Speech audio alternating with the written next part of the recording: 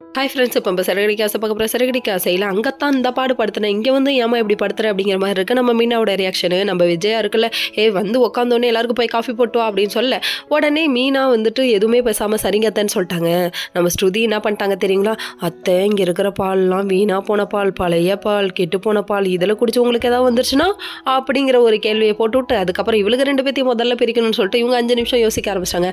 மாமியாரா நீ மருமகளுக்கு சந்தோஷமாக இருந்தால் பிடிக்காதா உனக்கு அப்படிங்கிற மாதிரி, எந்த மாமியாருக்கு தான் எந்த மருமகளுக்கு ஒன்றா இருந்தால் பிடிக்க போகுது, அதனால் இவங்களுக்கு பிடிக்க, இதெல்லாம் ஒரு பக்கம் இருக்க. இன்னொரு பக்கம் வந்துட்டு அதாவது இந்த வீட்டில் பேய் இருக்குமோ அப்படின்னு ஒரு ரூமரை கிளப்பிவிட இதை பார்த்தோன்னே ஷாக் ஆகிட்டாங்களாமா. எக்கோ அடிக்குதா, இதுக்கு முன்னாடி இறந்த வீடுடா, பேய் இருக்கும்டா அப்படின்னு சொல்லிட்டாங்க. பேய் இருக்குன்றாங்க, பிசாசு இருக்குன்றாங்க, அது மட்டும் இல்லை 40 அடியில் ஒரு பாம்பு இருக்கும், அந்த கதையாயிடுச்சுங்க இன்னைக்கு. கடைசியில் பார்த்தா இவர் பயந்தவர் இவரோட ஃப்ரெண்டுக்கிட்ட சொல்ல, மொட்டை பாஸ் என்ன பண்ணுறீங்க அப்படிங்கிற மாதிரி ஆயிடுச்சு.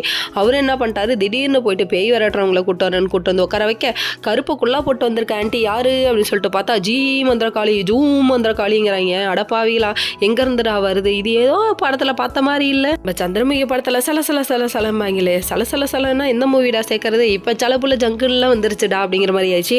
அதுக்கப்புறம் இவங்க சொல்ல இதை பார்த்தோன்னே இவங்க பேய் விரட்டுற மாதிரி இல்லடா, அந்த பேய்க்கே கல்யாணம் பண்ணி கூப்பிடுற மாதிரியே இருக்குடா, எதுக்குமா இப்படி கூப்பிடுற, கொஞ்சம் டெரராக கூப்பிடுமா அப்படிங்கிற மாதிரி ஆயிடுச்சு. அதுக்கப்புறம் ராவுங்கிறாங்க, ராவுன்னு சும்மா கிடக்கிற சங்க ஊதி கெடுத்துடாதமா அப்படிங்கிற மாதிரி ஆயிடுச்சு. எல்லாரும் சேர்ந்து வேடிக்கை பார்க்க இதை பார்த்தோன்னே ஷாக் ஆகிட்டாங்களாமா. யாருன்னு பார்க்குறீங்களா, நம்ம முத்து தாங்க. இவன் இந்த அளவுக்கு பைத்தியக்காரனாக இருப்பான்னு நான் எதிர்பார்க்கலடா அப்படிங்கிற மாதிரி ஆயிடுச்சு. ஓகே ஃப்ரெண்ட்ஸ், நெக்ஸ்ட் வீடியோவில் பார்ப்போம்.